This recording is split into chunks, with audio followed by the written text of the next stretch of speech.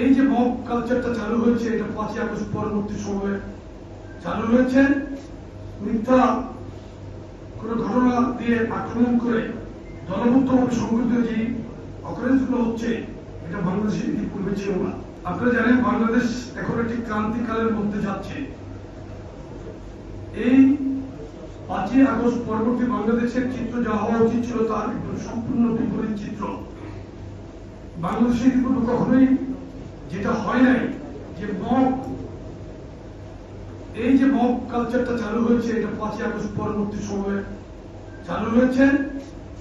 হঠাৎ করে দলবদ্ধ হয়ে কাউকে কাউকে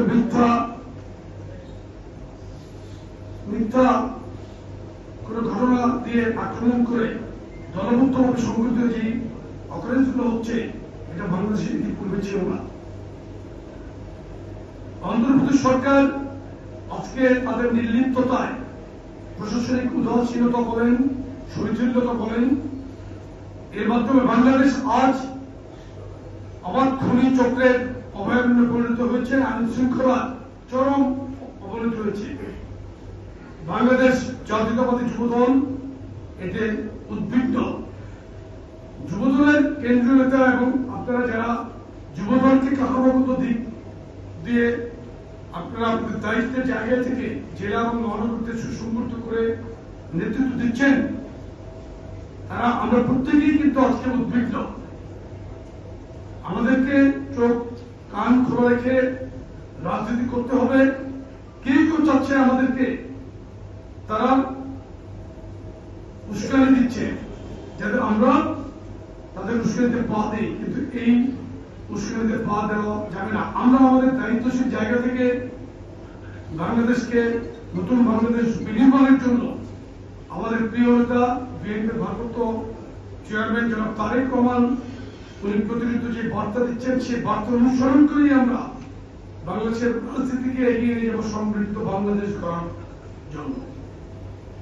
এরশাদ বিরোধী আন্দোলনের দীর্ঘ 9 বছর আপসীনভাবে যিনি স্বৈর শাসক এরশাদের বিরুদ্ধে লড়াই নেতৃত্ব দিয়েছিলেন, আমাদের প্রিয় নেত্রী বিএনপি সম্মানিত চেয়ারপারসন দেশনেত্রী বেগম খালেদা জিয়া 1986-তে জনগণের সাথে বেইমানি করে দুটো দল কিন্তু একসাথে নির্বাচনে গিয়েছিল।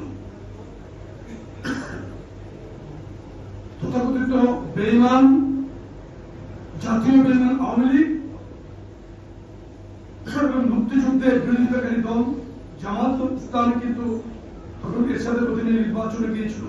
বিএনপির ইতিহাস দেখেন, বিএনপির পশ্চিম যে চরিত্র সেটা কিন্তু এখনো পর্যন্ত বজায় আছে। আমাদের প্রিয় নেতা জনাব তারেক রহমান আন্দোলনের মাঠ থেকে কিন্তু কখনোই বিএনপিকে সরিয়ে নিয়ে যান নাই। তথাকথিত রাজনৈতিক দলগুলো ঘরে ঘরে নেমেছিল, আবার ঘরে ঘরে উঠে গিয়েছিল। বিএনপি কিন্তু ভারপ্রাপ্ত চেয়ারম্যান জনাব তারেক রহমানের নেতৃত্বে বিএনপি এবং অঙ্গ সংগঠন কিন্তু জুলাই আগস্টের 5ই আগস্ট পর্যন্ত সর্বশেষ সময় পর্যন্ত কিন্তু আমরা মাঠে ছিলাম। আজকে কিন্তু ঘুরে ঘুরে আসছে, ফেসবুকের কল্যাণে কিন্তু ঘুরে ঘুরে আসছে বলে 24-এ আমাদের দেওয়া স্ট্যাটাস গুলো এটা কিন্তু চেঞ্জ করার কোনো উপায় নেই। আজকে কিন্তু আপনারা যারা দাবি করছে তারা কিন্তু কারোই কিন্তু ভিডিও নয়, কোন ছবি নাই। আমাদের অনেক কম ছবি আছে, এই কারণে কিন্তু ক্যামেরা নিয়ে অনেক সময় কিন্তু আমরা বেরোতে পারি নাই। এমন অবস্থা ছিল, রাস্তায় চেক পয়েন্ট, হামলা, বিভিন্ন কারণে না হলে আমাদের ফুটেজে বাংলাদেশ এখন সয়লাভ হয়ে যেত। তারপরও আমি জানি আমাদের জেলা এবং মহানগর নেতৃবৃন্দ, তৎকালীন সময়ের দায়িত্বপ্রাপ্ত নেতৃবৃন্দ কত সাহস দিয়ে তারা রাজপথে ছিল। আমি এবং সদস্য পদের ভালোবাসা জানি।